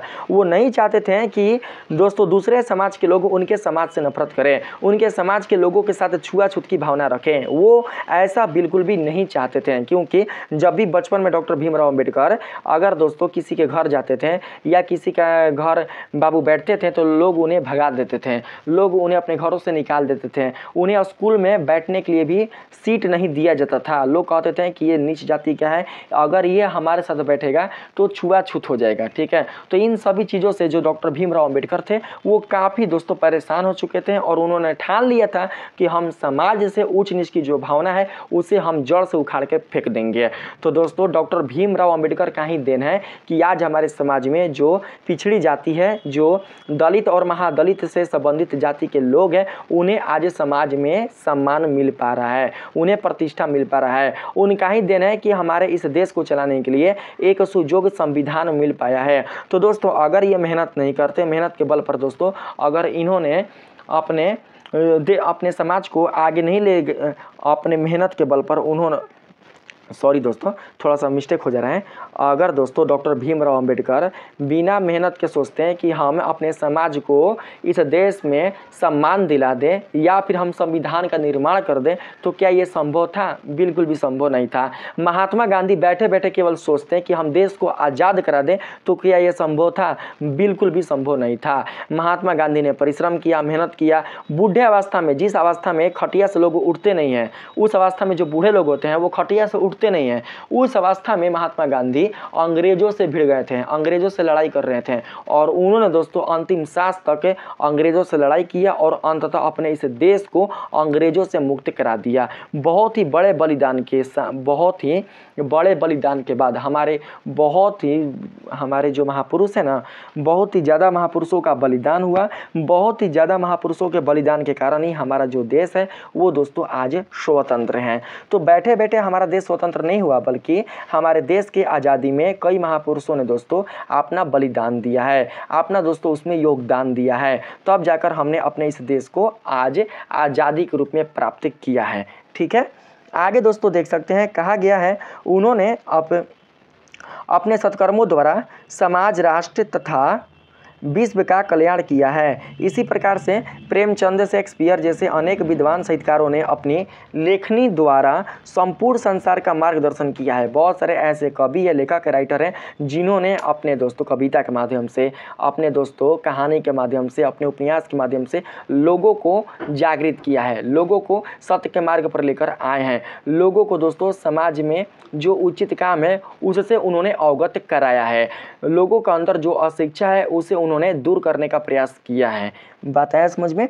यहाँ पर देखिए बाबू, देखिए रावण कंस आया है ना, देखिए कर्म के आधार पर ही देखिए रावण और कंस के जो कर्म थे वो खोटे थे।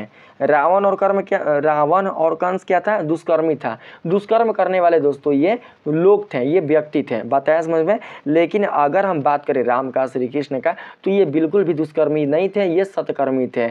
इसीलिए दोस्तों जो राम थे वो कहलाते हैं मर्यादा पुरुषोत्तम राम। इसलिए आज समाज में राम को भगवान के रूप में जाना जाता है। उन्हें दोस्तों भगवान हैबे किए हैं तो जाना क्या जाता है, आज उन्हें सम्मान दिया जाता है। देखिए कितना भी भगवान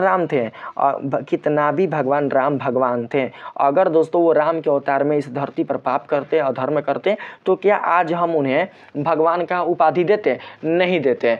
उनसे हम दोस्तों कोई उन राम जी से हमें कोई चीज़ें सीख पाते नहीं सीख पाते। लेकिन दोस्तों आज अगर हमें कुछ सीखने को मिलता है तो राम जी से, श्री कृष्ण जी से, और हम राम और कृष्ण के बताए हुए रास्ते पर ही चलते हैं और उन्हीं के द्वारा बताए हुए मार्ग का हम अनुसरण करते हैं। और दोस्तों इनके द्वारा किए हुए सत्कर्मों के कारण ही आज क्या है, तो आज दोस्तों राम और कृष्ण के द्वारा किए गए जो सत्कर्म है, इन सत्कर्मों के कारण ही राम और कृष्ण का नाम आज भी जिंदा है। आज भी लोग बहुत ही खुशी से, बहुत ही निष्ठा से इनका नाम लेते हैं, बहुत ही प्रेम से इनका नाम लेते हैं। हर जगह पर राम कृष्ण का मंदिर आपको देखने को मिल जाएगा, हर जगह पर हनुमान जी का मंदिर आपको देखने को मिल जाएगा, माता सीता का मंदिर आपको देखने को मिल जाएगा। लेकिन रावण का, कंस का आपको कभी भी मंदिर देखने को नहीं मिलेगा, हिरण्यकश्यप का मंदिर देखने को नहीं मिलेगा, प्रहलाद का मंदिर आपको देखने को मिल जाएगा, प्रहलाद घाट देखने को मिल जाएगा, लेकिन हिरण्यकश्यप का देखने को नहीं मिलेगा। ठीक है, ये सब अपने बाबू कुकर्म के कारण बर्बाद हुए हैं, अपने खोटे कर्म के कारण अपना बाबू विनाश कर लिए हैं, अपना दोस्तों नाश कर लिए हैं। ठीक है, आगे है कर्म करने का सबसे अच्छा तरीका कार्य का आनंद लेना है। जो भी आप काम कर रहे हैं उस काम में आपको आनंद आना चाहिए, उस काम में आपको प्रसन्नता आनी चाहिए। अगर किसी काम में आपको प्रसन्नता नहीं आ रही है तो इसका मतलब आपको उस काम में कोई इंटरेस्ट नहीं है। जब हम कोई कार्य आनंद लेकर करते हैं तो यह आसानी से सफल हो सकता है। यह तभी होता है जब हम किसी भी कार्य को बोझ समझकर नहीं करते हैं, हम उसे अपना दोस्तों दायित्व समझकर करते हैं। जब हम किसी काम को अपना दायित्व समझकर करते हैं तो दोस्तों हमें उस काम में प्रसन्नता मिलती है, हमें उस काम से खुशी मिलती है। बात है समझ में। यहाँ पर आगे है, जैसे ही कोई काम बोझ बन जाता है यह पूजा की पवित्रता को खो देता है। अगर कोई काम हमें बोझ लगने लग जाए तो हमें यह काम कैसा लगने लगता है, तो दोस्तों बोझ लगने लग जाता है। ठीक है, कहने का अर्थ यह हुआ कि जब भी कोई काम हमें बोझ लगने लग जाता है तो ऐसे में हम पूजा की पवित्रता को खो देते हैं, यानी कि हम धर्म से अधर्म के रास्ते पर चले आते हैं। फिर इसकी गुणवत्ता भी गिरने लगती है, काम की जो गुणवत्ता है ना वो भी गिरने लग जाती है। अब थोड़ा सा बात करेंगे हम लोग यहाँ पर कर्म और पूजा से संबंधित। तो कहा गया है इसमें हमारा लक्ष्य होना चाहिए कि काम को आनंद के साथ किया जाए, जैसा कि मैंने आप सभी को अभी बताया। ठीक है, इससे कोई फर्क नहीं पड़ता कि इसके परिणाम क्या हो सकते हैं, परिणाम अच्छा हो सकते हैं या बुरा हो सकते हैं, इससे कोई फर्क पड़ने वाला नहीं है। बस आप जो काम कर रहे हैं उस काम में आपकी सच्ची निष्ठा और लगन होनी चाहिए, उस काम में आपको प्रसन्नता आनी चाहिए। जैसे कि हम आप लोगों को पढ़ा रहे हैं तो इसमें हमें बिल्कुल भी दुखी नहीं हो, इसमें हमको दुखी होने नहीं पड़ रहा है। ठीक है, हमें इससे प्रसन्नता मिल रही है। तो ऐसे ही जो भी आप काम कर रहे हैं, आप पढ़ रहे हैं या आप मानकर चलते हैं कोई भी, आप जैसे कि कोई भी अगर आप काम कर रहे हैं अपने फील्ड में, अपने क्षेत्र में, तो उस काम में आपको प्रसन्नता मिलनी चाहिए। आगे है, केवल यहाँ पर देख सकते हैं, इससे कोई फर्क नहीं पड़ता कि इसके परिणाम क्या हो सकते हैं, तभी हम इष्टतम परिणाम प्राप्त कर सकते हैं, यानी कि सफल परिणाम प्राप्त कर सकते हैं। आगे है, तभी हम इष्टतम परिणाम प्राप्त कर सकते हैं, केवल तभी हम जब पूजा के रूप में काम करते हैं। थोड़ा सा ये मिस्टेक हो गया है, कुछ समझ में नहीं आ रहा है। जो आदमी कड़ी मेहनत करता है वह धरती पर खुशियाँ लाता है। जैसे कि दोस्तों आप देख सकते हैं, हम लोग जब हवाई जहाज़ पर बैठते हैं तो बहुत ही खुश होते हैं। तो दोस्तों हवाई जहाज़ बनाने वाला कौन है, तो कोई व्यक्ति है, उसने अपनी कड़ी मेहनत से हवाई जहाज़ का निर्माण किया। उन्होंने अपनी बाबू जो परिश्रम करने वाला व्यक्ति है, जो वैज्ञानिक है, उसने अपनी कड़ी मेहनत से हवाई जहाज़ का आविष्कार किया। फिर दोस्तों जो व्यक्ति है उसने अपनी कड़ी मेहनत से, बल्ब बनाने वाला जो व्यक्ति है उसने अपनी कड़ी मेहनत से बल्ब का आविष्कार किया। पानी का जो जहाज़ है, पानी का जहाज़ बनाने वाला जो व्यक्ति है उसने अपनी कड़ी मेहनत से पानी के जहाज़ का निर्माण किया। पंखा बनाने वाला जो व्यक्ति है उसने अपनी कड़ी मेहनत से पंखा का आविष्कार किया। टीवी बनाने वाला जो व्यक्ति है उसने अपनी कड़ी मेहनत से टीवी का आविष्कार किया। मोबाइल फ़ोन बनाने वाला जो व्यक्ति है उसने अपनी कड़ी मेहनत से मोबाइल का आविष्कार किया। घर बनाने वाला जो व्यक्ति है उसने अपनी कड़ी मेहनत से घर का निर्माण किया। तो दोस्तों जो भी व्यक्ति अपने मेहनत से काम को पूरा किए हैं तो दोस्तों उनके द्वारा किए गए काम हमें प्रसन्नता देते हैं, हमें खुशी देते हैं। तो दोस्तों खुशी मिल भी रहा है। ठीक है, आगे है, हमने कई ज़रूरत के अनुसार खोज की है। जैसे इंसान ने अपना खाना पकाने के लिए आग की खोज की, उसने ठंड से खुद को बचाने के लिए कपड़ा की खोज की, जिससे कि हमारे शरीर की रक्षा हो सके, हमारा तन ढका रह सके। आगे है, पहले उसके पास कोई आश्रय नहीं था रहने के लिए, तो उसने झोपड़ियों और घरों का निर्माण किया। किसने? तो इंसानों ने। तो उनके द्वारा किया गया यह निर्माण, यह कार्य हमें क्या देता है? तो खुशी देता है। ठीक है, इंसान ने चीज़ों का तेज़ी से उत्पादन करने के लिए मशीनों का आविष्कार किया, जिससे कम समय में अधिक उत्पादन हो पाता है। कम समय में अधिक वस्तुएं निर्मित हो जाती है मशीनों की सहायता से। और मशीनें भी बनाने वाले कौन है? तो दोस्तों इंसान। और इंसान जब अपनी कड़ी मेहनत से मशीन का आविष्कार किया, तो दोस्तों इनके आविष्कार के कारण हमें प्रसन्नता प्राप्त होती है। मनुष्य लगातार एक के बाद एक चीज़ का आविष्कार कर रहा है, और आज ये जो आविष्कार है वो रुक नहीं रहे हैं, बल्कि लगातार आगे चल ही रहे हैं। इस तरह कर्म करके वह केवल अपने प्रयासों में सफल हुए, क्योंकि उन्होंने दिन रात काम किया। उन्होंने दिन को दिन नहीं और रात को रात नहीं समझा, बल्कि उन्होंने अपने काम में लीन होकर अपने काम को बाबू सफलता तक लेकर गए। आगे है, सभी कठिनाइयों के बावजूद भी कोलंबस ने तो अमेरिका की खोज कर डाली। मार्कोनी ने अपने पूरे जीवन काल को संपर्पित करने के बाद रेडियो का आविष्कार किया। तो इस तरह कर्म और पूजा दोनों एक ही हैं। कर्म और पूजा दोनों का उद्देश्य कर्म के जरिए परेशानियों को खत्म करना है। कर्म और पूजा दोनों का उद्देश्य क्या होता है? तो बाबू कर्म और पूजा दोनों का उद्देश्य कर्म के जरिए, यानी कि काम के जरिए परेशानियों को खत्म करना है। दोस्तों आज जितने भी पेशेंट होते हैं, जितने भी बीमार लोग होते हैं, तो उनकी बीमारी के लिए दवाई बन चुका है। उनकी बीमारी को दूर करने के लिए बहुत सारे दोस्तों जो ट्रीटमेंट वाले उपचार हैं वो बन चुके हैं। ठीक है, रोगियों के रोग दूर करने के लिए कई प्रकार के दवाई बनाए जा चुके हैं। तो ये दवाइयाँ बनाने वाले कौन है? कोई जानवर तो नहीं है, इंसान ही है। तो दोस्तों इंसानों ने दवाई बनाया, इंसानों ने बहुत प्रकार के तकनीकों का खोज किया, बहुत प्रकार के दोस्तों उन्होंने मशीनों का निर्माण किया, जिससे आज लोगों को बचाया जाता है, लोगों को नया जीवन दान दिया जाता है। अगर किसी का हड्डी टूट जाए तो उसका हड्डी जोड़ दिया जाता है। अगर किसी के शरीर का रक्त खराब हो जाए तो उसमें नया रक्त डाल दिया जाता है। तो इस तरीके से रोगों से लोगों को बचाया जाता है। ठीक है, मनुष्य का काम समाज में बेहतर और खुशहाली स्थितियों का निर्माण करना है। एक उपासक इच्छा, भूख और दुख से मुक्त होना चाहता है। जो एक उपासक होता है वो इच्छा, भूख और दुख से मुक्त होना चाहता है। एक आदमी जो मनुष्यों की जीवित स्थितियों में सुधार के लिए कार्य करता है वो भी एक उपासक है। जो भी मनुष्य जीवित स्थितियों में सुधार के लिए कार्य करता है वो भी क्या होता है? एक उपासक होता है। ठीक है, यह मानव जाति के लिए एक आशीर्वाद है। लेकिन युद्ध शुरू करने, लोगों को लूटने, काले विवरण, तस्करी आदि जैसे दुष्ट कर्मों को धर्म का नाम हम नहीं दे सकते। तो मैंने ये चीज़ आप लोगों को बता चुका है। दुष्कर्म कभी भी धर्म नहीं हो सकता। मनुष्य के कल्याण के लिए किया गया धर्म, मनुष्य के कल्याण के लिए किया गया कार्य पूजा होता है। मनुष्य के कल्याण के लिए किया गया जो कार्य, जो काम है, वही दोस्तों पूजा कहलाता है। इसलिए तो हम कहते हैं कर्म ही धर्म है। उपरोक्त तथ्यों के विवेचन से स्पष्ट हो जाता है कि वस्तुतः कर्म ही पूजा है। जिस प्रकार पूजा से हम अपनी सत प्रवृत्तियों का विकास करते हैं, अपने अंदर व्याप्त तमाम कुप्रवृत्तियों का त्याग करते हैं, उसी प्रकार कर्म अर्थात सत्कर्म द्वारा हम अपने कर्तव्यों का पालन करते हुए कल्याण की भावना से अनुप्रेरित होते हैं। ठीक है, जब भी आपका सत्कर्म किसी के कल्याण के लिए काम करता है, किसी को खुशी देता है, किसी को प्रसन्नता देता है, तो दोस्तों आपके द्वारा किया गया यह काम ही आपकी पूजा कहलाता है। जैसा कि दोस्तों प्रेमानंद ने विराट कोहली को कहा था, विराट कोहली ने कहा था कि हमें पूजा पाठ, भगवान की आराधना, पूजा स्तुति करने के लिए बिल्कुल भी समय नहीं मिल पाता। तो ऐसे में क्या हम भगवान को प्राप्त कर सकते हैं? भगवान क्या हमारे अधीन हो सकते हैं? तो दोस्तों प्रेमानंद जी ने कहा था कि आप जो क्रिकेट खेल रहे हैं और क्रिकेट खेलकर आप जो भारत के लोगों को खुशी दे रहे हैं, उन्हें जो प्रसन्नता दे रहे हैं, जो उन्हें प्रसन्नता आप प्रदान कर रहे हैं, आपके द्वारा प्रसन्नता प्रदान किया गया यह स्वरूप ही आपकी पूजा है। ठीक है, ये प्रेमानंद जी ने कहा था। ऐसा नहीं है कि आप भगवान की पूजा करें, पाठ करें और आपके द्वारा किए हुए काम से लोग प्रसन्न नहीं है, खुश नहीं है, तो इसका मतलब कि भगवान भी आपसे खुश नहीं है। अगर आप देश का गौरव बचाने के लिए, देश की लाज बचाने के लिए अपना पूरा जी जान लगा देते हैं, देश को विजयी कराने के लिए आप उसमें पूरा निष्ठा के साथ आप खेलते हैं और आपके खेल से देश के लोग प्रसन्न होते हैं। आपकी जीत से जब टीम इंडिया जीतती है तो टीम इंडिया की जीत से हमारा भारत देश जीतता है, तो हमारे भारत देश के हर एक धर्म के, हर एक जाति के, हर एक क्षेत्र के लोग प्रसन्न होते हैं। इतने लोगों को जब प्रसन्नता मिलती है तो ये सभी लोग आपको दुआ देते हैं और यही दुआ आपका कल्याण करती है। बताया समझ में? तो यही आपकी पूजा है। ऐसा किसने कहा था? तो प्रेमानंद जी ने कहा था। बताया समझ में? तो दोस्तों इस वीडियो को यहीं समाप्त करते हैं। अगर वीडियो अच्छा लगा है तो वीडियो को लाइक करिएगा। चैनल को यदि आपने सब्सक्राइब नहीं किया है तो चैनल को जरूर से सब्सक्राइब कर लीजिएगा।